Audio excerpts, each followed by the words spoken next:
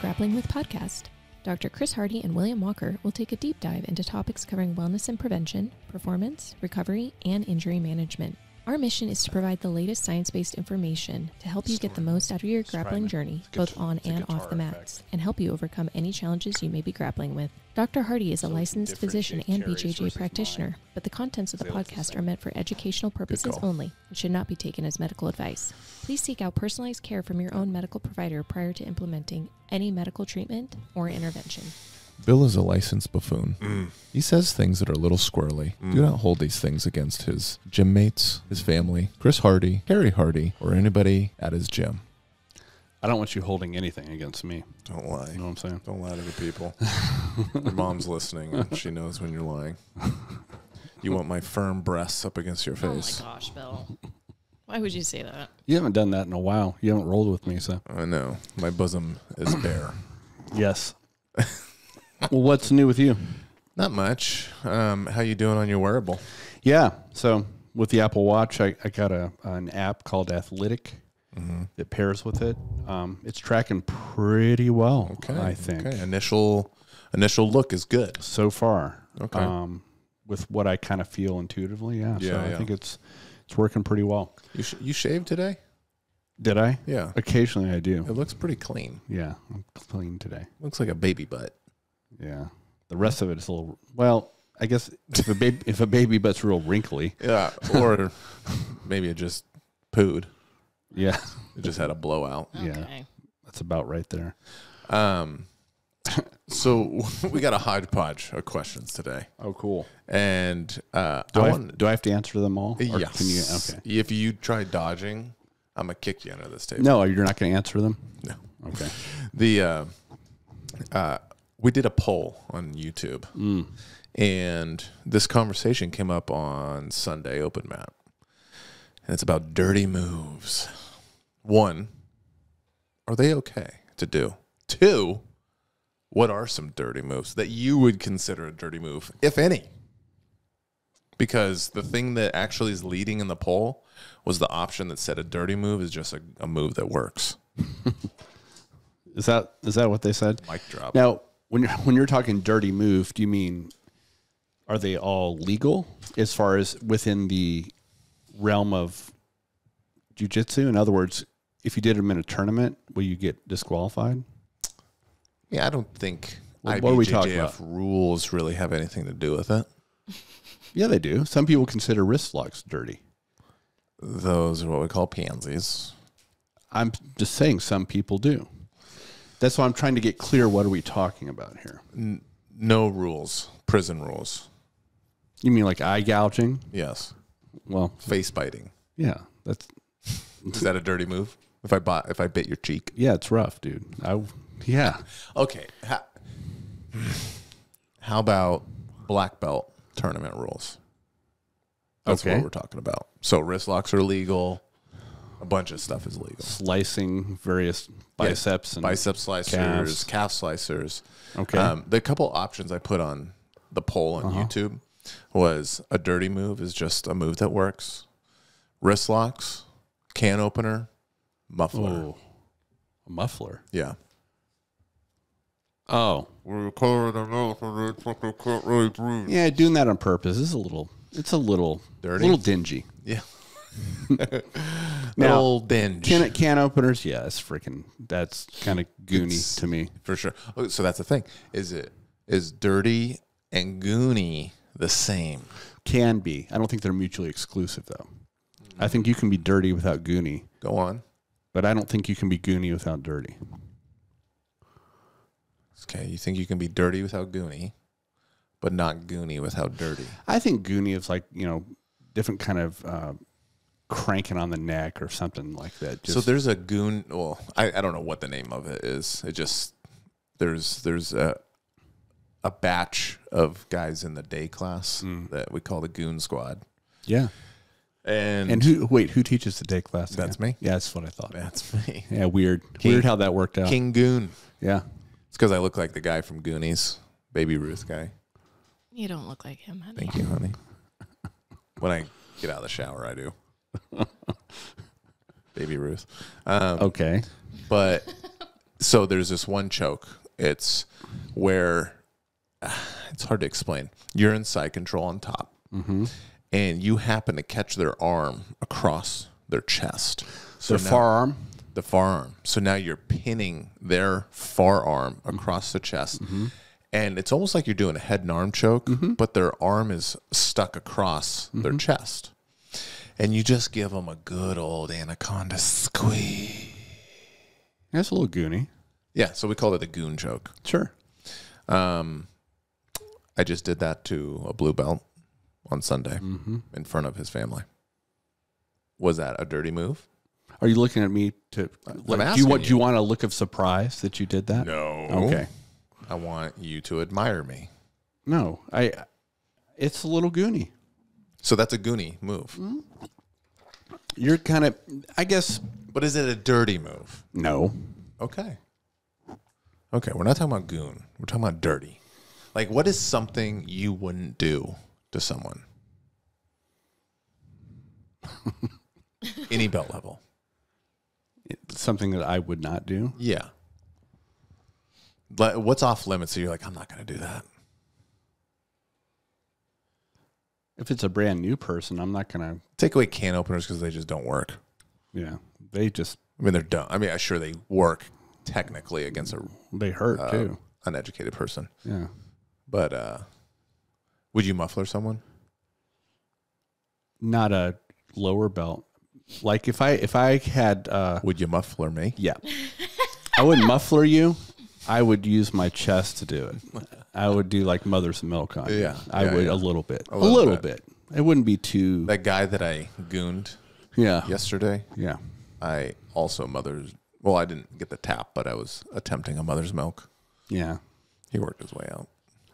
To me, I mean, you're just exerting some top pressure that happens to be on his face and obstructing his breathing, as opposed to bringing a hand up there and kind of cupping the mouth. That's a little more overt. How about this? What's a move that if someone did it to you, you would be like, you're a douche. You're a doucher. Well, it's illegal, but any kind of finger manipulation, for sure. Yeah? Yeah. Like grabbing less than 3 fingers? Yep. Even 3 gets a little borderline. That pisses me off. Yeah. Yeah. That's like your big time. I'd agree. That one does make me pretty frustrated when someone gets a single or a 2-digit and there's like a twisting or something. Well, especially I really try to protect my fingers, especially playing guitar and stuff like that. It's kind of, I get really protective over them. That's why, anyway. What about elbows into the inner thighs and close guard? No. Don't even care? No, it's not comfortable, but I mean, I'm not going to hold it against anybody. I mean, that's legit. Yeah. Yeah. I mean, it doesn't work very well. No, but I mean, I'm not going to say, how dare you do that to me? Okay. Yeah. What's another one that if someone did it to you? I'm trying to think of one. I can't really think of anything. Now, so I was having this discussion earlier at the gym, and I was explaining to someone that, so there's dirty moves, like muffler, like I would consider a muffler kind of a dirty move. It is a little bit. It's a dingy. Yeah. Yeah. The fingers. The fingers are. Those are just kind of like. I'm not digging the fingers. Yeah. I put the finger grabbing in the same world as the scissor takedown, Kane Basami.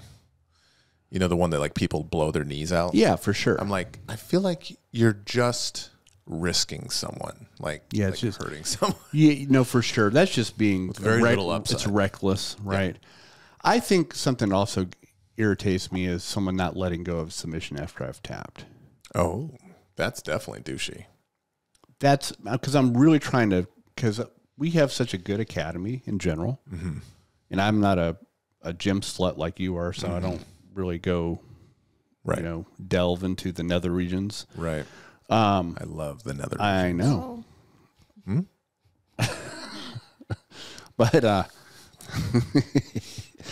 but I think, someone like, let's say they have a toe hold on you and you tap and then they just hold it for a couple more seconds. Ooh, yeah. I'm not liking that. That would frustrate me for sure. Yeah. So things like that, maybe. Anything that can, you know what it is? Anything that can result in an injury. You've had that? I don't think it was malicious. I think not that submission specifically. I think working with a kind of a newer, lower belt that just didn't know any better and not listening. Sometimes people get hyper focused on something. They're not paying attention to the fact that their training partner's tapping. Yeah. Right. But I don't think it was malicious at all. But I'm just trying to envision a scenario that I think would make me. So I know some people do consider like a knee on neck or a knee on the sternum being a bit dirty. The way I thought about it was and there was a guy at the gym Sunday. He was one that kind of helped make me think about talking about this. Was when that kind of stuff happens to him, like that kind of cagey stuff, it just kind of fires him up more. Yeah, me too. And I think that's kind of how I feel about it. Yeah, I don't think it's so it depends. I'm just going to do it back to you. Well, it depends on the context. It's almost like, oh, this is what we're doing. Okay. You know what I mean? But I don't think if someone is being methodical and they're controlling their body weight and they're kind of using it as like a pinning you. Yeah. But they're not putting not putting the kind of pressure on your neck with a leg that's it depends on the context, but it's a little aggressive. I was telling the guy today that it really depends also, for example, Jake and you just call him right out. 100%. Okay. Jake and I will muffler each other and knee on neck. Like we will do mean stuff just because we're good friends. Exactly. So there's like this barrier of like, I don't really know you, so I'm not going to do that stuff. Yeah, that's different. To like, we train a lot, so maybe it happens here or there. It's kind of funny sometimes. Yeah. But then there's like your close friends that are hard rolls that like, you're going to kind of do mean stuff a little bit. And like your head pressure is going to be a little mean underneath the chin. Put a little bit more stink on it. Yeah. Oh, yeah. For sure. And but you don't think anything of it. I don't know. Like I have no problem putting like some shoulder pressure on you if I happen to get to top half. Yeah, to that like kind of what you would deem as like mean shoulder pressure if it was a new person. Correct. That's where the context matters. Yeah, for sure. Yeah, I'm not because I know you would do something similar to me, but it's kind of in good natured in a way. And I think also because you end up knowing. Like obviously when we do that stuff, even though there's potential for injury, you know there's a good faith of like, okay, I'm trying to push your jaw through your face, but I'm not trying to hurt you. Right. And I know you wouldn't be trying to hurt me. Yeah. Right. And so that's the difference. Where someone else, I'm like, I don't know if you don't know any better. Yeah. You can't control yourself. I don't know what's going on. I get kind of the danger signal. You don't know their motives. Or just ignorance and you know. Yeah. Yeah. There's I would say there's typically when you get to those people you've been training with for years, you get to that point where there is that comfortability of quote unquote dirty moves kind of go away a little bit. And your spouse. Or your spouse starts learning dirty moves. You know who I'm married to. Yeah, she will wrist lock nobody's like. True. I don't consider wrist lock a dirty move. I consider it completely fair game. Yeah. I don't. Some people call it prison rules, though. I don't agree. I think it's completely legit. I think that being looked at poorly is. I don't even understand it. Honestly. It's a joint. Oh yeah, I was going to say it's just joint manipulation. As long as you're not doing individual finger joint manipulation. Yeah. I mean, if it's a large joint, little guys can break, but a wrist probably not going to hurt the next day. Yeah. But so does my foot. I had a guy try to toe hold me the other day, and I didn't even blink. I didn't even flinch. Yeah. I looked at him right in his face. And then when he went away, I told his buddy, like, that thing was close. But, yeah. But that was, and it still hurts today. That's good. That was Saturday. That's why I tap. Yeah. Yeah, weird. Not happening. I know, it's fine. You don't understand. He was 2 belts below me. Bill, in 10 years from now, that probably change. Probably. Oh, I probably know who you're talking about. Has a good. Maybe it's the first time I ever rolled with him. Oh, then I don't. Yeah, no, that one I go no holds bar on because he's a squirrely one. I know what you're talking about. Yeah, he'll snatch a foot up real quick. He's good too with it. I hide him. Yeah, no kidding. From him. You hide your feet? Yes. Heck yeah. How do you do that? I put them in the middle of his butt crack. Oh. It's called inside position. It's really inside position. Isn't it? Those Guam guys, they love it. You know, that kind of goes. That kind of goes back to the whole MRSA and different kind of infectious diseases. Oh, sure. Why You'd not? have to watch it. It'd be kind of a new toenail infection. Yeah. Like, how did you get this? Mo put his big toe on my lips the other day. Did he? It was Monday. Oh, I had the same thing happen to me. Yeah. With Mo? Yeah, I was trying to toe hold him, and his like foot like flicked out of my hand and hit me right in the. It's a large mouth. foot. It is. He's got flippers. Yeah. And that thing just kissed me. I was like, oh, okay. Yeah. Kind of startled me for a second. Wasn't Now, expecting that. did I pull back? Not No. so much. I embraced it. You went with I it. thought about Brad Pitt. What? I am in the trust tree, and I apologize. I got a little carried away. Okay, so dirty moves. Yeah, I feel like they fire me up more than anything. What if it's a visitor that you don't know? They're a colored belt or something like that, and they're trying. Again, that's one of those things. We've talked about this before about kind of etiquette when you don't know someone. My biggest with rolling with someone I don't know, my biggest concern is always injury prevention. Yeah, For me. so like pulling like knees over their feet. You know, if they're in turtle, stuff like that. Yeah, I mean, like for instance, I always think about how I would do it. If I went to a gym where I've never rolled with any of these people, Yeah. I'd kind of feel out how everything's going and, see, you don't know how people, what they're used to, what they're not, what they're, Well, people are going to try to they come at you when you visit gyms, especially. As I an understand upper that, but but you kind of meet them where they're at, right? And I'm like, okay, we're going. Yeah. But I don't think I'd try to impose anything. I would be a little more conservative, Yeah. I think. I typically do too. Yeah. I just think that's just good etiquette. Yeah. Yeah. But yeah, if someone I don't know is doing it, there's the douche meter swings a little bit already. I'm like, okay, you don't know me and you're already like going crazy here. Yeah, and I'm like, okay, that's just, what is it about your thought process that may or may not be broken a little bit? Yeah. Yeah. That makes sense. Yeah. What was another question we had? So is that, Yeah. okay. I mean, you didn't really give me any dirty moves. I told you joint manipulation. fingers. Yeah. Fingers and holding on to submissions. I wanted more. Well, sorry. You're not going to get more. That's life, son. You know that, That's right? true. That's true.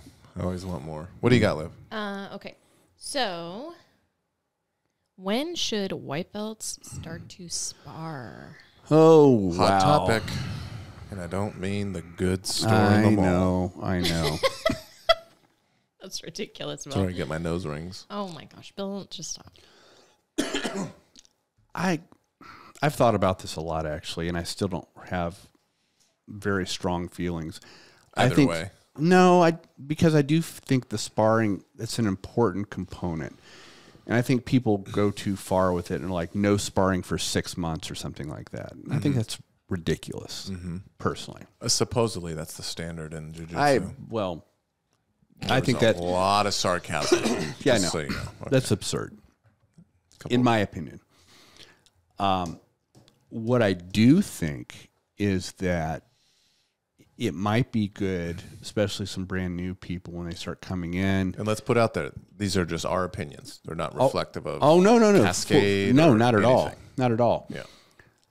You could make an argument to say, hey, I want to have a group come in for some, like introductory classes, and here's the positions. Yeah. This is what it is in a nutshell, what jiu-jitsu is. Yeah. And we're going to be working through each individual aspect of this as the weeks and years go on. Sure. And that many of you are coming in here athletically gifted. Some people are with previous backgrounds. It wasn't, I know I was looking at you, but you didn't come to mind. You looked into my eyes. Yeah. I'm just trying to. Athletically gifted, Bill. Some of us that aren't in this room Well, no, I'm sorry, Olivia. I'm not saying you're not. Just between us two. I'm not You offended. piece. I'm not as sensitive as But Bill. anyway, I would say, hey, look, this is where almost all the injuries happen. Just give them kind of a talk from the beginning. Like, you can get by on strength and explosiveness at the white belt level to an extent, but you're not learning the art, and you're going to get to a point where you're going to find someone just as explosive and strong as you that also has good technique. Yeah. And then you're going to get your butt handed to you. So I would emphasize, look, when we're sparring here, these are your training partners, first of all. Not everything is an ADCC trials, okay? We're here to learn. It doesn't mean you can't go hard, but you need to control your body weight and work on being rigid and stiff and in trying to muscle through everything. Give them kind of a little talk and like, this is how injuries happen here. And if you kind of do this to some of the upper belts, they're going to respond in kind. Right. Right. They're going to match your intensity. And it's probably not going to work out well for you, and you're not going to learn anything. Right. If you could, so I think that sparring is very valuable. Maybe having a little talk with some of them coming in, and it's hard to do at scale. When you have 50 people in the class, and oh, by the way, 2 or 3 of them are new, it's tough. Or right? even the opposite of the spectrum, right? Which is if you're a newer school, you try splitting up a class. Yeah. It's like, that's kind of difficult. It is. And so, but I think sparring is a very valuable part of it from the beginning, with some, maybe some discussion to put it in context a little bit. And just to have that, these are my expectations as an instructor of you on the mats here. I want you to learn this art. Yeah. I don't mean I want you to be passive, but I want you to try to learn technique and not try to do things just solely on athleticism with no technique. That athleticism in the future is going to help you if you can incorporate it with your jiu-jitsu, right? Yeah. And to kind of have a discussion and say, when you're going here, remember, this is not, no one's going to say, oh, you lost to so-and-so. Who cares? We're all trying to get better here, right? Yeah. And the whole talk about the ego thing, because we all have it to an extent. Well, the ego's good. It is, but to the extent where you don't want it to rule every single role you have. You want some roles to be, I want to work on some stuff, and someone's going to pass my guard while I'm trying to work on a new technique, whatever. That's okay, and you should be doing that. So I think I don't agree with not holding people away from sparring because that's part of the draw to this art anyway. Can you imagine coming into, I can't because I didn't come up this way in our gym. I think Andrew did an awesome job about kind of watching out for people, as they're new, and during situationals, you'll see, like, hey, no, I want you to go with them their first day or whatever. There's some discussion about that. But I can't imagine coming into an academy where I'm sitting there doing stuff and then they're like, no, none of that for 6 months or whatever it is, right? Go sit over there, little guy. While everyone else, because it looks a lot of fun, everyone else is having a, you know what I mean? Yeah. Yeah, so that's how I think about it. I don't know what your thoughts are. My opinion only. Of course. Right? Disclaimer. This doesn't reflect anybody I have ever talked to in my life. Oh my God. So I just got to put it out there. Okay. I think it's ridiculous to not allow people to spar, especially for 6 months. To me, it's ludicrous. I wouldn't have kept going. I said preposterous. You said ludicrous. Yes. I like it. Okay. We're wordsmiths. I like it. And I genuinely don't think I either wouldn't have continued at whatever school, or I would have gone back to MMA stuff and striking and kickboxing and all that kind of stuff, which I was into a long time ago. And because yes, sparring is the funnest part for sure. Right. Yeah. For example, we had a new person, first day. They are a police officer, current. Went to your class? Mm-hmm. Oh, sorry for them. We'll get a hold of them and see if they can come to another class. That would be funny to actually like bring them in. So you did one class with this monster for the first day. What's your response? Exactly. Hey, just so you know, just go to the night class. He's not normal. No, he's not. This is a charity. I'm sorry. Go ahead. It's Bill. okay. Go it's ahead. okay. Don't believe the hype. Yeah. I get it. Go ahead. So a police officer came in. In my opinion, someone like him, once again, just my opinion, needs to feel what one, he can learn to do, two, how vulnerable he is. That was a point I was going to make after you're done. And yep. And not just from a technical perspective, but from a cardio perspective. Yep. Maybe that's the biggest point of all the three of those. From a nervous system perspective. The fight or flight that we all were new. And when you get someone mounted on you with a lot of pressure and you've never been there before, this is valuable to learn how to deal with. I spent 4 minutes in mount on this young man today. Good. And if he happens to listen, I'm not talking trash. I've had this happen to me. But he wanted to stop. And I said no. You just lightened up a little bit. I lifted my hips a little bit. As you should have. And I turned it into a work scenario for him. Great. And I said, hey, it's all good. Just if you're at work, you can't just be like, I'm done. Right? Right. I said, get your elbows tight. Okay? Because he kept extending his arms to you turned it into a teaching thing. Exactly. That's perfect. Yeah. And it's like, get your elbows tight. Put your hands on my hips. As soon as I go, because I was kind of sprawled on him a little bit, like not a mother's milk, but like I was low, right? You weren't giving him space. Yeah, totally. And so my sternum is basically on his lips. Right. While I'm sinking my hips into his diaphragm. Right. And so I go, as soon as I posture up, I want you to do a hard bridge and push my hips away. Right. So I'm mimicking if I sit up to strike him. Yeah, of course. And he does it. Doesn't get me off him, but he does it. So then I'll do it again. And then I wait for another moment that I posture up and he bridges again. And then I say, push the hips, get your knees in front of you. You know, like I'm trying to coach him through this moment. And I lighten up and then let him regard. I said, keep your legs in front of you. Keep your legs in front of you. I pass, get back into mount, and then start riding him some more. Now, the first couple minutes of that round was probably kind of brutal. Yeah. Because a lot of knee on belly, just a lot of controlling stuff, gift wrapping and stuff like that. And you're not doing this. People are listening. I hope they don't take this from you because I know you very well. And you're not doing this to say, I'm a black belt, I'm just going to be mean to you. No. This had a very specific purpose you're trying to show. Yes. And I think that's super valuable. Yeah, and I think, he was there. He had mentioned he has a wife. And I'm like, keep coming for your wife's, benefit. As in, you don't want to not come home one day. Right. And we talked a little bit after, and I mentioned, some of the scenarios that happened a few years ago that unfortunately still happen today, where there could be multiple, 2 cops trying to hold down some, the Wendy's parking lot guy that was passed out, and then 2 cops take him down, and they can't hold a drunk dude down, and he runs, and they think he's pulling a gun on him, and then they shoot him up. Right. Didn't even have to come to that. Right.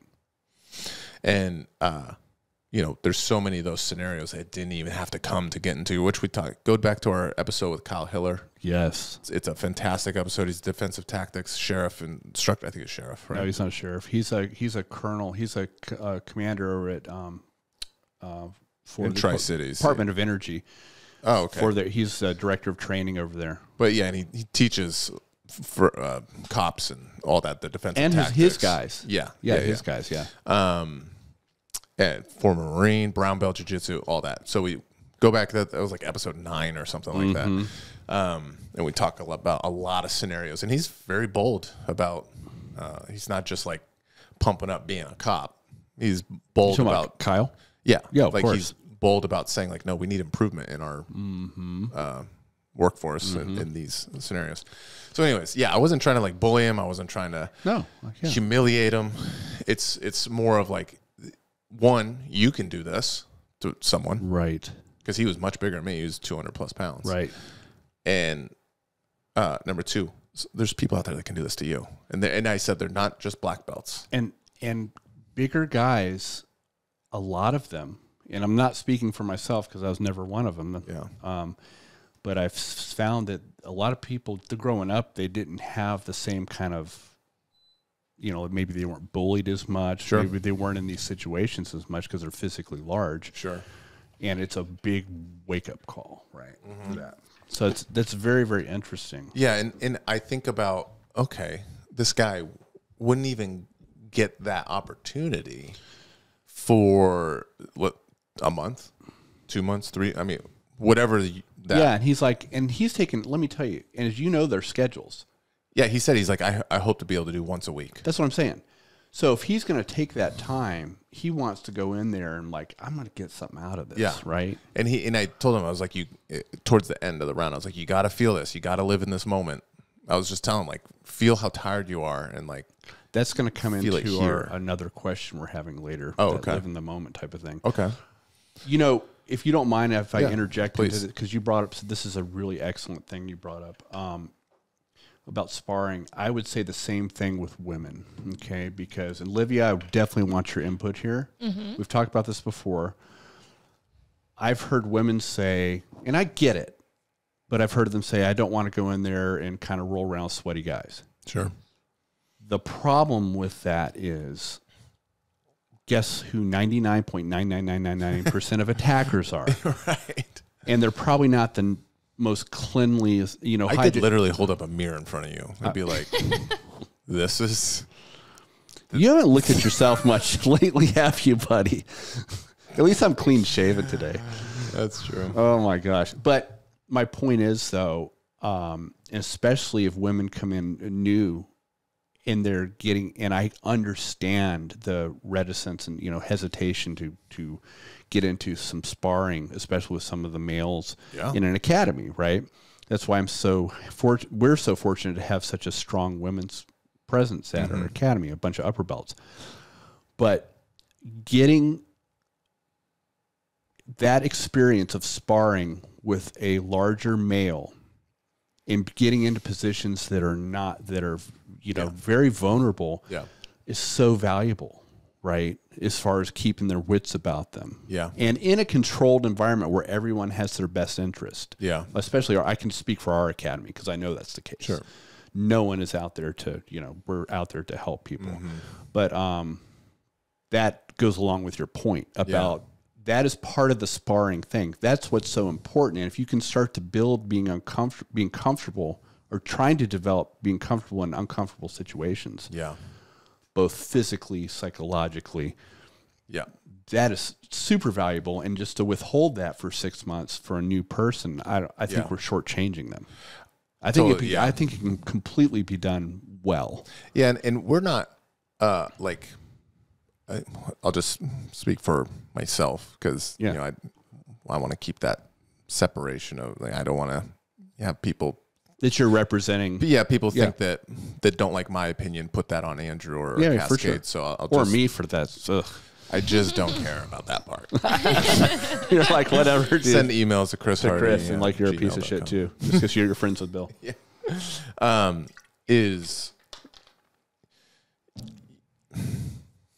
do I say it? So you're going to have that point where when people come in, they have to.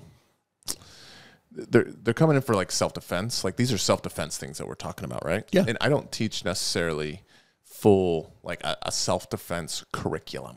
I understand. Right? Yeah. Andrew and I have gone and done those together, and Andrew, even without me, has done it for years. Yep. I've just done some with him recently. And so it's not out of my mind. So every time a cop does come in, because how Andrew's taught me is, I start to emphasize to them, I'll bring up work scenarios. For example, like a leg drag with keeping their shoulders flat. So now their spine is twisted, which means they're weak. And, C-clamps in their armpits and biceps to keep control of their hands so they don't get control of their belt and all the utilities and guns and stuff that they have on their belts and chest protectors, keeping their hands visible or controlled at all times.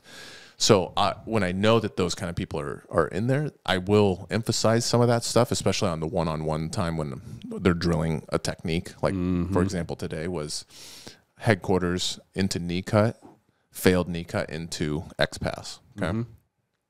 So I was able to bring that kind of stuff up. Like, one, why are we passing the legs? Because you're going to get kicked in the face, or you're not going to be able to apply much pressure, or they're going to be able to maybe they know what they're doing, maybe they don't, but they can belly down and get up and go, right? So this is why we're getting past the legs to control the hips, and then this is why we're keeping them flat, right? So even though we don't have like, I don't teach like a self-defense thing, it's more sport jiu-jitsu. Yeah, it's still applicable. In these street or self-defense scenarios. Absolutely it is. And you can take what we're doing in sport and apply it and imagine, here's a scenario, and you know, here's something you might want to, just a mindset for these positions, right? What you're doing. But to the whole point about sparring early. I can't wrap my head around, like, I understand the safety thing, but it's something else that it's, once again, it's a combat sport. It is, but if you create a culture of safety from the beginning, and that can be done in many ways. It can be formally written down in a curriculum.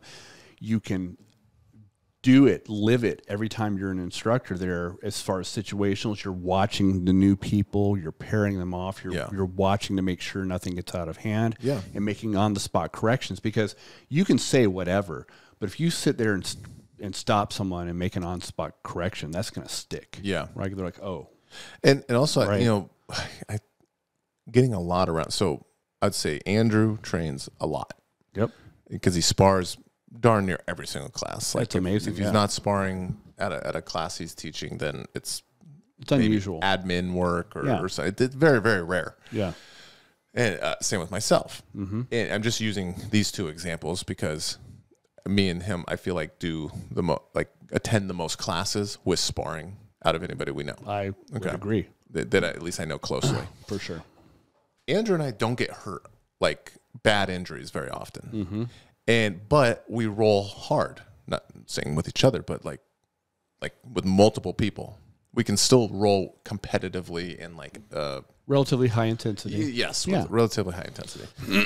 But we don't get hurt that often. Sure, there's little things that can happen. We're 40 years old.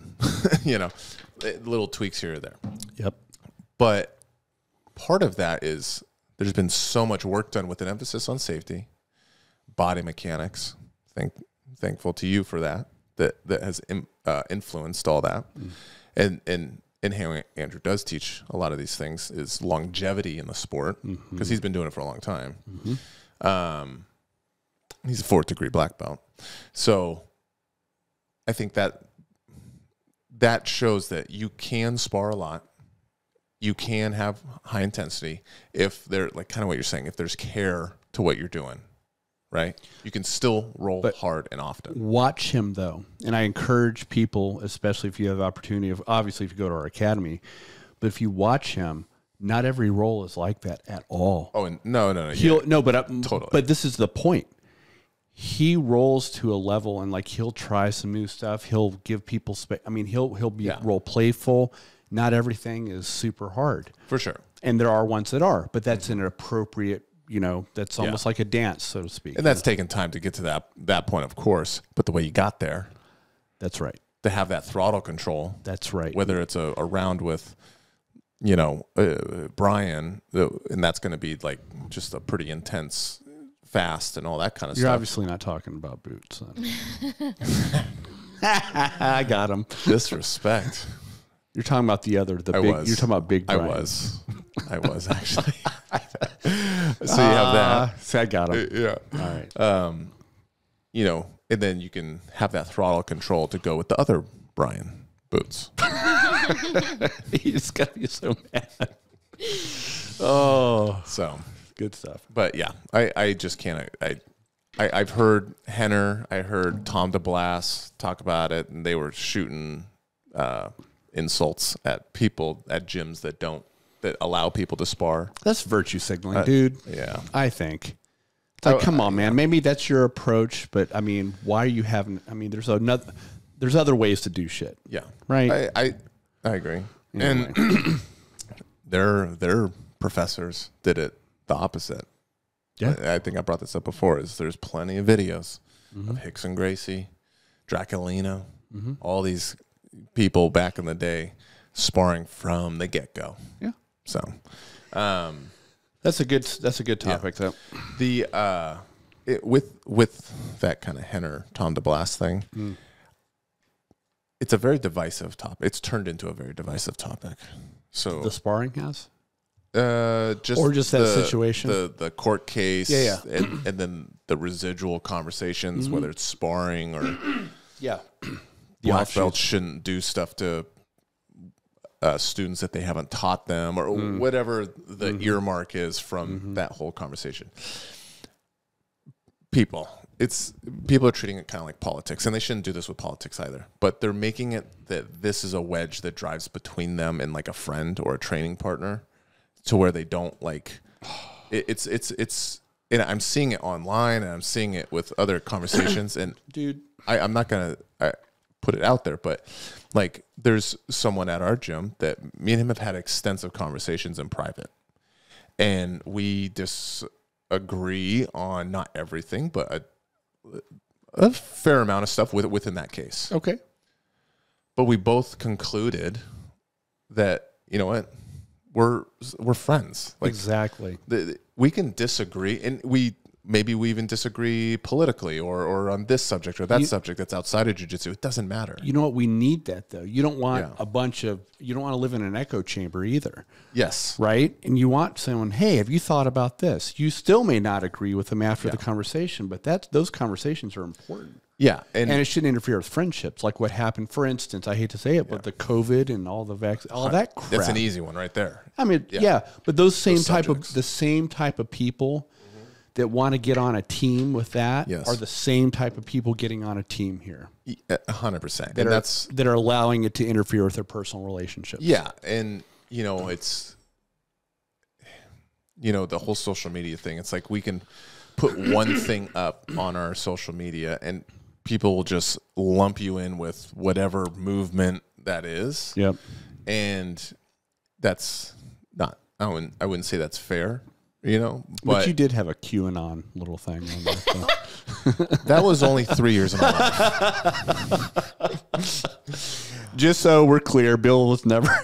But I just want, guys, if you have a friend already, don't let this BS like now they're not your friend. So true, man. Like, just, you can disagree. You can, if they drive with a mask, let them drive with a mask.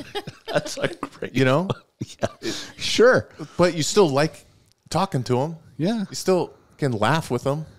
So just imagine me with health and wellness information that I like to provide, being friends with you that does the opposite.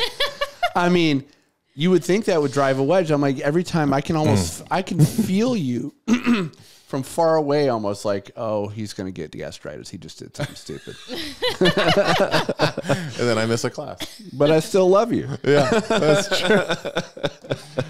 Well, anyway. I mean, I am the king of do it as I say, not as I do. Me too. So yeah, I had to put that out. Well, I appreciate you doing that because you just see people kind of. Well, that's our society now with anything now. It's crazy. Anyway, you said that we were talking about something that goes into another question. Yeah, I thought you guys told me before we were going to talk something about what flow states and stuff like that. Yeah. So we were just thinking one time, how is it sometimes you go to the gym? Yeah. And things are clicking. It's almost like you're Neo. You're barely even like. You're floating. You're doing this. Remember when he does that? Yeah. He's like. To Morpheus. Or to the Agent Smith. Agent Smith. Agent Smith, yeah. Yeah. And then he gets one of these.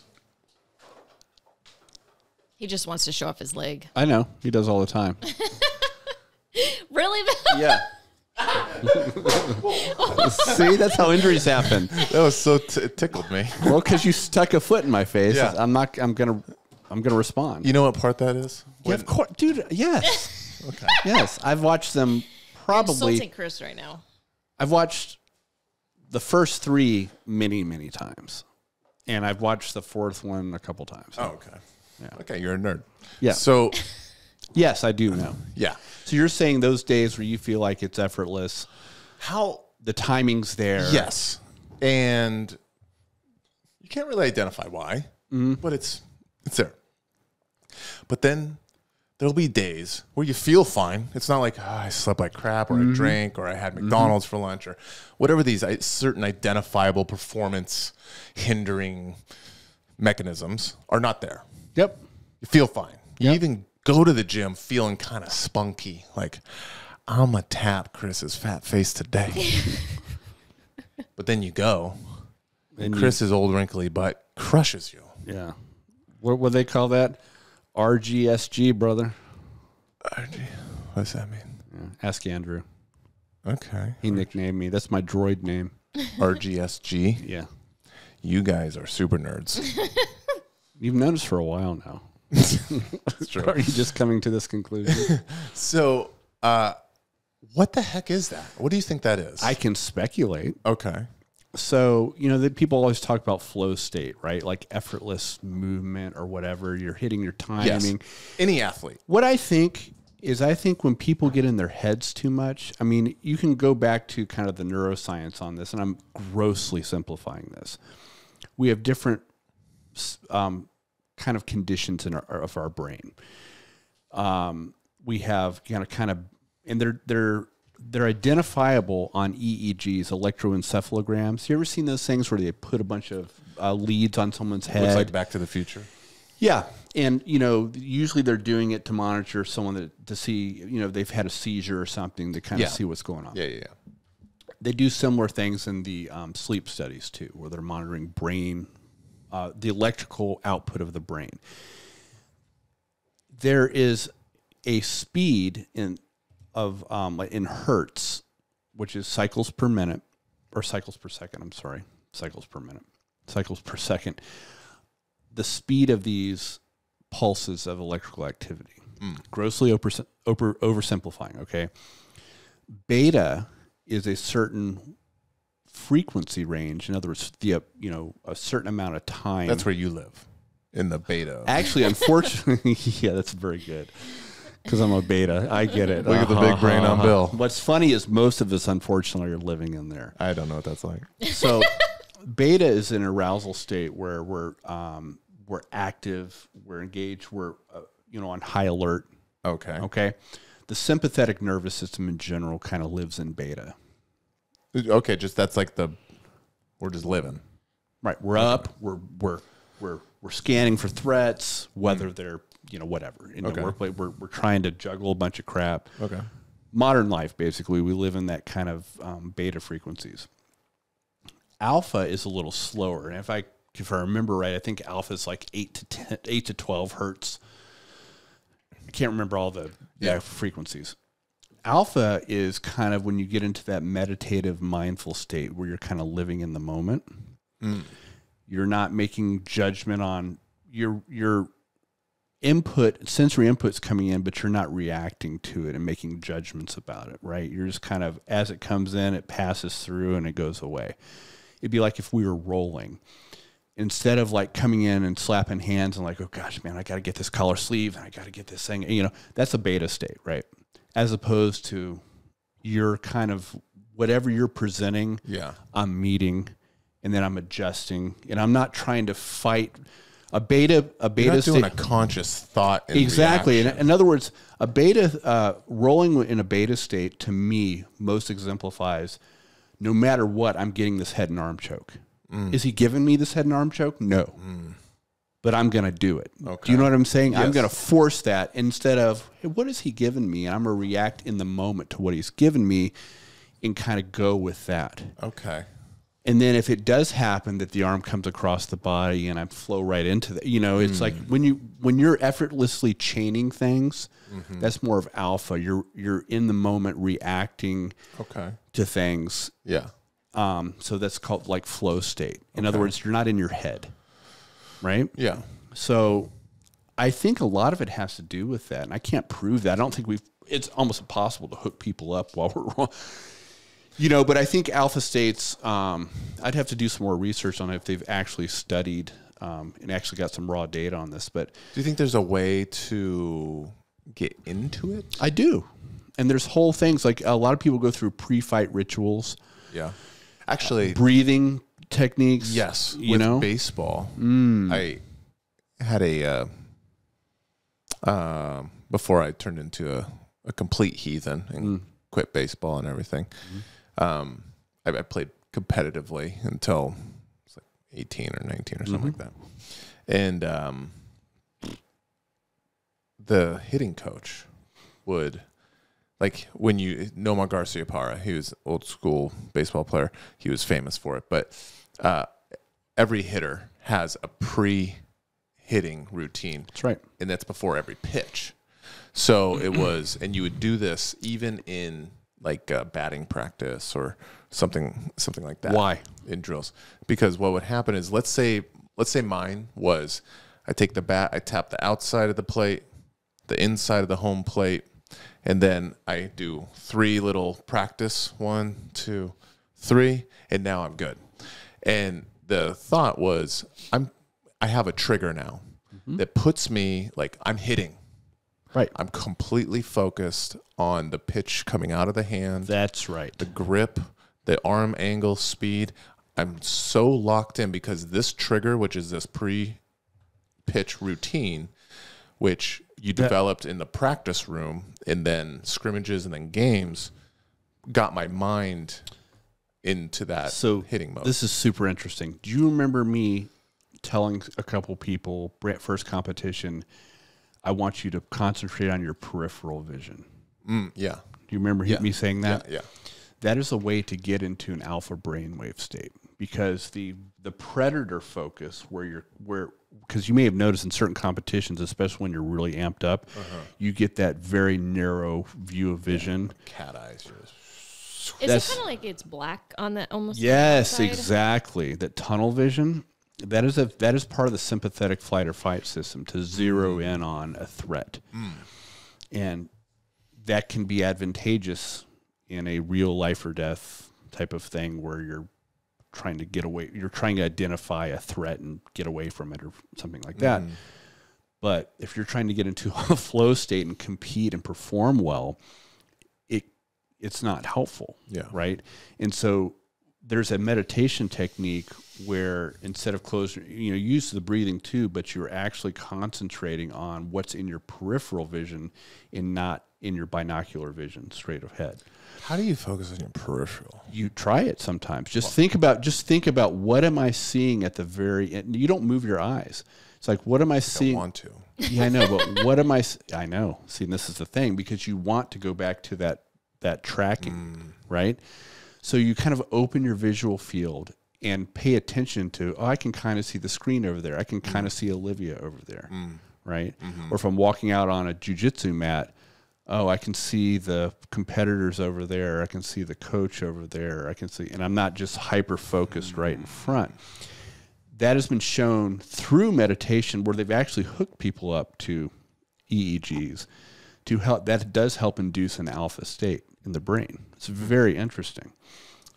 So there's, whether it's everyone has it. It can be done through breathing, whatever. Some people use music, a certain like track or playlist, something that does it for them, and it's individual, and that's through neuroplasticity. You figure out what has helped you get into that state, and you kind of build those pathways, right? So at the last big tournament, I think just the last tournament I did, I had that. For 2 weeks before, I had this one playlist that always put me in a good mood, like a happy mood, kind of like like James Brown kind of thing, like a funk, like it just like it didn't like get me pumped like right, my Limp Bizkit days. Yeah, it was more of a just kind of like free going, like that. There was a certain playlist that like really helped me feel that way. And so when I was in the warm-up, the bullpen, that's what I was listening to. So to try to keep the nerves down and That's just right. keep the positive, like I'm just here to have fun. That's right. But that's in the moment. You're in the moment. You're getting whatever does it for you. I think it's interesting with rolling. You talk about timing, especially like sweeps and stuff like that. If you're sitting there and you're paying attention to, we call interoception, your body awareness, where someone is loaded, where their weight distribution is, and you can make a snap decision when you feel a change in weight. Yeah. If you're too much in your head, you're going to miss those little things, right? And so, like for a sweep, sometimes, especially when I get one of those big, burly kind of wrestler types on, I'll go into a half guard. They'll come down to smash, and then I'll start breathing. Sometimes I'll even close my eyes and do it's a little weird, but I'll wait for the body shift when I know I want to, and then I'll react to that. I'll be able to react to it and not try to force something into something, right? Yeah. I'm trying to stay in that moment. So the timing's better. So you'll come in naturally sometimes more in kind of that state where you're just like, there's no goal at the end of this roll necessarily. You're just kind of, that's what flowing is really, is it's like a dance partner. The higher level each of the dance partners, the more, you know what I mean? So to wrap that up, for someone to try to practice getting into that, what are you going to do? Well, you have to look what works for you. I like the peripheral vision thing because I'll do some breathing techniques. Sorry. Or even right before I roll, I'll just watch my peripheral vision a little bit. Even when I make my initial grips, I won't be focused on my grips here, right? And then I'll just kind of, then I can feel, it's almost like I have a scan of the entire surroundings. And that's probably why it's so funny we think about it, but probably now 2 years ago when you did that tournament and we were practicing a certain guard pull. Yes. You were just so stiff out of nowhere. Yep. It's exactly what I'm talking about. And I think you even maybe like hurt you or I tweaked did. something. I did. And it's because of the exact same you were so zeroed in on grip, foot. Instead, totally. And that is something and this has helped a ton. And then when I actually did the tournament, I was much more relaxed because I did that. You were much more. Yeah. Like just from a visual, like being able to see you. And that was a huge turning point. And it took me into brown belt to really be able to do that well. Because I still will, like, if I come in, and Andrew will comment sometimes, if I come in sometimes kind of wiped out a little bit, just, coming off a sickness or having a bad day at work. Yeah. And I don't consciously reset, I'll start to roll and I'll catch myself being kind of rigid. It is kind of a physical manifestation of my brain state. Interesting. I think it's super interesting. Yeah. And so that peripheral vision thing is really interesting. It's almost a meditative thing, but you still want, you're still in a combat sport, right? But it helps you kind of defocus that, get that predator thing off of you. I'd say if people if they struggle with this, or they want to try to practice to get into this more intuitive rolling state, is try this before training. Like take just a couple minutes before you do a round to like skip the first round and use that 5, 6, 7, whatever, however long that first round is. And yeah, exactly. But also during rolling, because in using your periphery, you'd be surprised how much better your guard retention is. Yeah. You have more, because now your limbs are within your visual field. And it feels like you have a lot more kinesthetic awareness of of where your limbs are in space too. You're feeling body weight much more in pressures and Yeah. So I think it's really interesting. If someone can add, if your wrists are stiff, you're probably not in that flow state. You're probably not in a intuitive kind of brain wavelength. That's a really interesting point. Even with grips, yes, still having a little bit of it. Yes. Yeah. Yes. However you're gripping, whether it's just, you're doing that kind of a latch or maybe you have a good turn, that doesn't mean you have a super solid wrist. And everyone that's just competed for their first time comes out with those forearms smoked. That's exactly it. Yeah, right it doesn't there. matter how long your first match was. I know. Whether it was 5 minutes or you finish it in a minute, you're like looking at your forearms. You can barely move. That's exactly right. That's a great point. And the wrist. Now, if you think about it, if your wrist is stiff, you're slower immediately. Absolutely. In judo, they talk about it. You always want to have these loose wrists so you can pop the collars and you can be quick. It's easier to break your grip too. Yeah, when your wrists are stiff, much easier. You get. I mean, that's how you break a grip properly. Is you get the slack out. You isolate the pop. Yep. Yeah. Absolutely. So interesting. I have a question real quick. So is that why sometimes like I'll watch people roll, and I notice like let's say Andrew or other people like they won't even. I've even done this myself, where I won't necessarily be looking at what I'm doing. Mm-hmm. Like they're looking around the room or like not focused. So does that mean you're more likely in an alpha state than a beta? Potentially. Potentially. that or they're distracted. Yeah, now if you're focusing on something else in the room, no. There's some people that do look around when they roll. I've noticed that. Yeah. And I don't know what that is. Is that just because they feel so confident or calm or yeah, for sure. Okay. You look at someone really locked in on something, they're usually not in a state where they're as opposed to someone that is kind of more, you can tell the body language too, where there's kind of like, I'm not even looking at my grips. I'm kind of getting a wide view of what's going on. I often actually fake what I'm looking at. I'll intensely look at one thing, but I'm using my peripheral to look at something else. So I'm like zeroing in on like. You're setting a trap though. Yeah, that's not very alpha state. You're so beta, Bill. You're so beta Bill. Dude. Oh no. Yes. Okay, everyone. T-shirts, please make them. Let's go. T-shirts, stickers, boots. You know who I'm talking about. Make it happen. He doesn't talk to you. We generally have an animosity towards you, though. In some respect, his might be a little different, but I just think beta Bill. I think that's going to stick. Okay. All right, Bill. It's okay. The duck death patches are coming. Oh, we've got to wait. You missed the boat. We're not doing that anymore. Duck? Nope. There's an unfortunate. There's someone with a similar name. You're bowing out? No, we're changing. What is it now? Well, it has to do with the name that Andrew gave me. Geriatric? No, not that one. The RGSG. Okay, I don't know what it is. Yeah. I'll have to ask him. We're having our cult meeting soon, and I'm going to explain everyone that we're doing the changeover and why. You still doing the whole tiki torches and cloaks thing? Cloaks, the whole 9 yards. Yeah, some kind of effigy of an owl.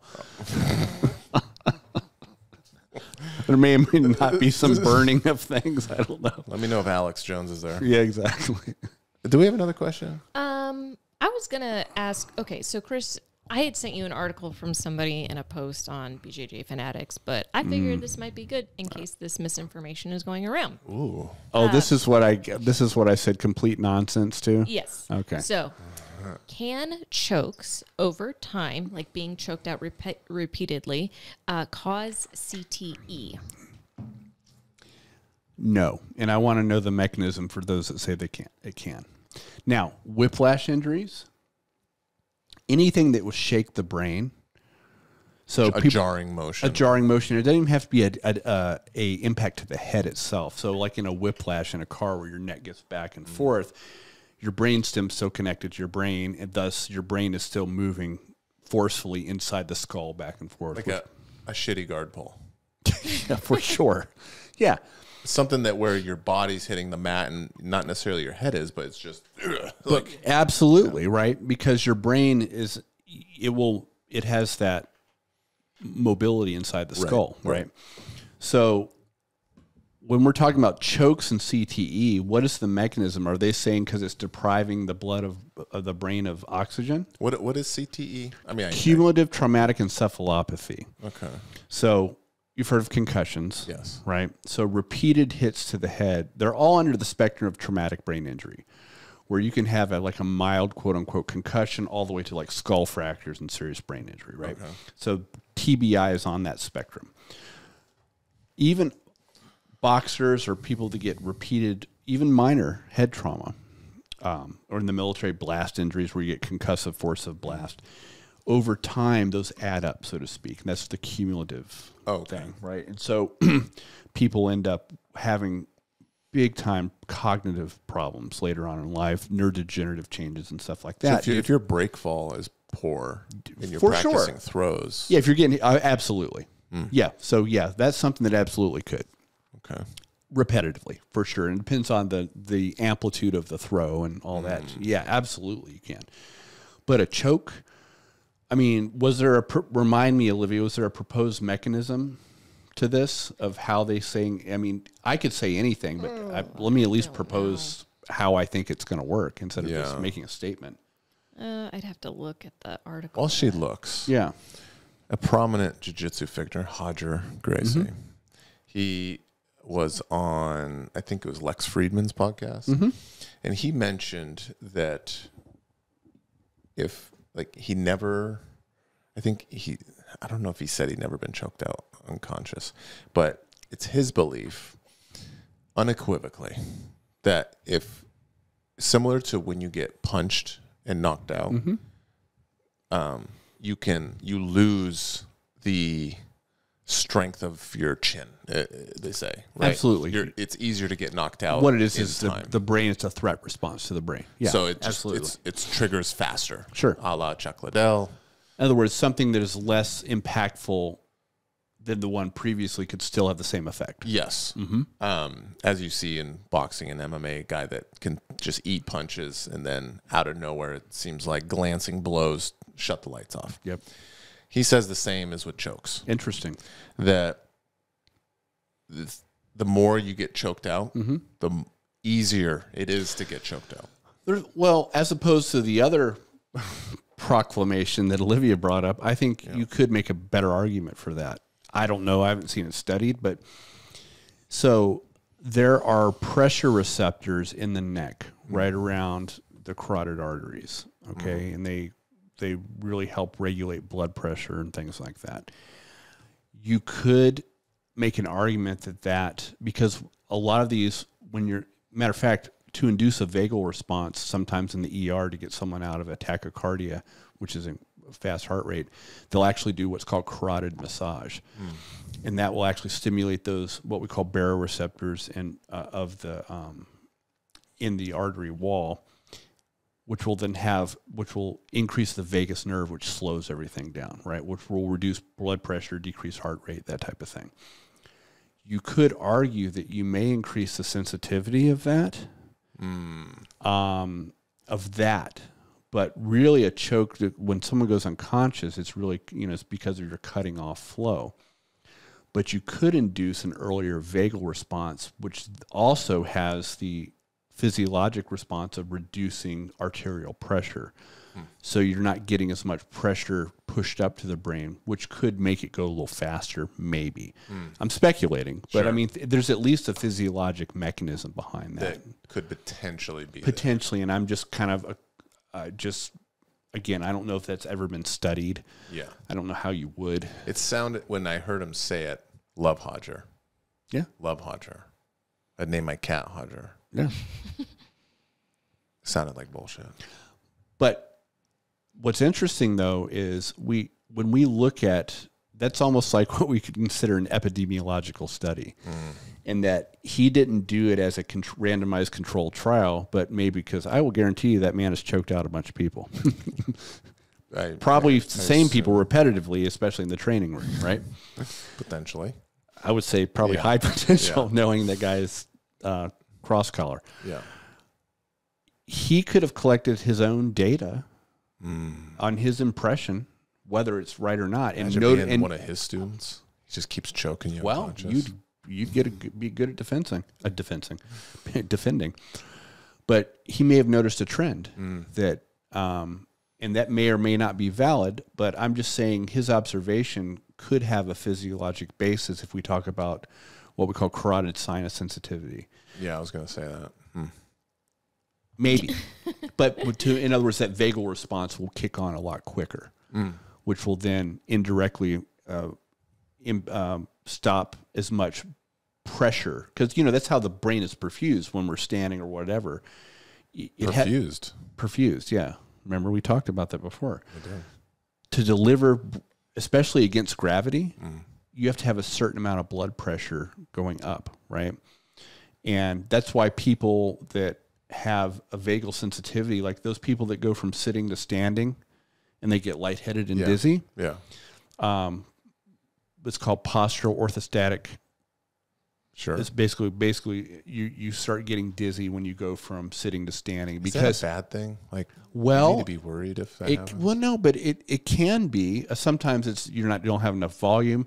Sometimes you do have a oversensitivity to that vagal stimulation, where that mechanism can't keep up with the change in pressure needed to perfuse the brain under a standing position. I get that sometimes. A lot of us do, but sometimes it's a volume thing where you haven't had enough. You don't have enough volume from a little bit dehydrated, but sometimes it can be just from a sensitivity. So anyway, but that certainly could be a mechanism where you could have quicker. I'll let Hodger slide this time. Yeah. I mean, shoot, man, if you can throw something out that, if someone has noticed something, especially over those years, and then we can that's an interesting thing. Is there a mechanism that could be responsible for that observation, right? And that's how science is done anyway. I'm not saying it's been studied, but I mean, that's what I would propose, perhaps. Did you find anything, Liv? I did. So it sounds like they're trying to talk about neurological injury due to compression of the neck and having to do with basically hypoxic brain injuries. Now, how long does it take to for the brain to become hypoxic? What is hypoxic? Without oxygen. I don't know. It just talks about a study citing that 5 kilograms of force on the carotid arteries can cause hypoxic brain injury. Yeah. For how long though? Doesn't say. That's the key.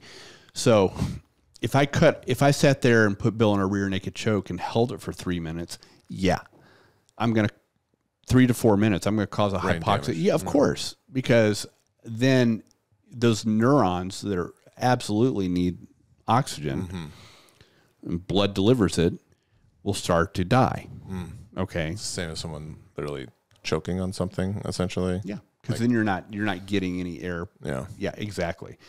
So that way you're not getting the blood is not getting oxygenated in that point. So you can be delivering blood to the brain, but it's not oxygenated to the point where you need it. This time you're just and that's why it's after a certain amount of time brain damage occurs. Exactly. Okay. But if I had a choke on you for 10 seconds and then you started to go out and I let it go. It's a could. If I held that, yeah, of course. But it's yeah. So that's why I think that's a fully, essentially unconscious person for ridiculous. That's why I guess why it can be a little scary when I think there was recently a guillotine. Yeah. That a ref didn't. Didn't recognize? Was it a guillotine or a triangle or something that the guy didn't recognize, and he was obviously out for, I think it was a minute and a half, and the guy just. And then I think he let go of the choke and he started arm barring him, and the guy's just destroying this dude's arm because he's a limp body, and the ref just it was gross. That's bad. That's negligence. But it would take, in a sporting sense, it would take something abnormal like that, and even worse. You're trying to kill someone, basically. Yeah, where you're holding on to, you're occluding that blood flow for 3 to 4 minutes. Just to hold on to a choke. Because Olivia, for 4 minutes. Just look up how long can the brain go without oxygen before you start to have. You can just say brain damage because that's what they're going to say. Think of how hard it would be to hold a choke for 3 to 4 minutes. Just isometrically. Yes. Yeah, it'd be very with difficult. any sort of tension. Yeah. Well, I could see a head and arm choke. You could pretty easily. Maybe with your body weight. Yes, I would say, or a north south or something like that. Even that one though, it'd still be hard. It'd be hard with actual because you're a head and arm choke. I think you could think if you're putting about 70% effort. Even I agree though. A head and arm is going to be mechanically very strong, back muscles and all that kind of stuff. And you got your body weight on it too. Yeah. Is it 5 minutes? I think, or cell death happens within 5 minutes of low oxygen. Yeah, yeah. My point is, it's not a couple seconds. That's my point. Yeah. So. Hey, I got a question because this article also mentioned something else. I was just wondering what this is. It said it was, I think I'm butchering this, but vertebral artery dissection in a MMA chokehold. We talked about that before. We talked about that. Yep. Oh, I guess that happened to another person. Yep. So a guy in MMA. Yeah. That's an why. Active duty officer. Does it say the position or the what? So no, it just says it was an article about some active duty military service person got choked in a BJJ match, and he had severe nausea and vertigo, and then later had a stroke. Yep. So this is that. Remember we were talking about this shear stress, the vertebral arteries. That's why I don't like people manipulating necks. Okay. Because unlike the rest of the spine, You're talking about like a chiropractor? Yeah. Okay. Or I'm an osteopath, and I'm not going to sit there and crank on do these rotational type of things, right? Yeah. Because unlike the rest of the spine, the cervical spine, from basically C1 to down to C7, you have arteries that go up through the spinal structures themselves. It's called the vertebral arteries. Okay. And they're susceptible, especially, for instance, that's why if I get caught in a guillotine, I'm not squirreling around a lot. Okay. I'm going to maintain, I'm not going to sit there and do this ballistic side-to-side movement that would, because now you're getting compressed, but then you're going to get that twisting movement too. Yeah. That's when you can get shear stress, and depending on your anatomy, you can absolutely get a dissection of where you get the wall of that vertebral artery damaged, because it's passing through basically a bunch of holes right through the vertebrae. Yeah. And when those vertebrae will twist, right? And so that is something we talked about, that injury too. Yeah. Absolutely. That's why he had someone in a triangle. He was on his back, and the guy started stacking him. Yeah. In a a dirty move. That he was in extreme flexion, and then he probably got side bent. Yeah. Yep. He's an experienced guy, so he probably was trying to go over his trap like the correct way, and it just got pinned. But he got side bent. Yeah. So he got compressed in flexion, then he got side bent or twisted, and that's when it can be dangerous. That's why you got to be. That's why Andrew always talks about stacking. Yeah. So stacking and just trying to get crazy ballistic out of something where you got dead to rights in a guillotine or something. Sure. Right? Sure. Or something like that. Well, you see those. I mean, it's not a common escape. It's more common in MMA. But when you get caught in a guillotine, and it's like a last ditch effort, if you're both standing and you just throw your back to the mat as you turn into them. Yeah, I get it. You're not as vulnerable for like an arm in. Turn away, I guess. Yep. You know what I mean? Yeah. So arm in, you got some more stability there for the spine. Yeah. But that kind of, like if I got you in a rear naked choke here and then put you out and twisted, Yeah. Yeah. I feel like I did that to Nico on Saturday. Jeez, dude. Yeah. So, but no, that I can see that happening, and we've seen that as a rare side of adverse effect to chiropractic cervical manipulation too. It always scares me, the chiropractors. Oh yeah, I never. No. I mean, there's some of the guys coming up through training now aren't near as ballistic with these things. I won't do them at all. I do always soft tissue positional stuff when I work on someone's neck. I'm not doing anything that's kind of manipulating, because there's so much that can go wrong in the cervical spine, unlike the thoracic or lumbar, as far as the arteries. Yep. Interesting. Mm-hmm. I think that's it. Cool. That's what we had today. Those were good ones. Thank you. I made them up myself. Good. If you guys want us to talk about anything, grapplingwithpodcast@gmail.com, or hit us up on YouTube. Instagram is apmedia.photos. That's mine. You can hit me up if you want. And I'll bring something up to Chris. So other than that, like, subscribe, and comment. Throw us some comments. That's it. Later.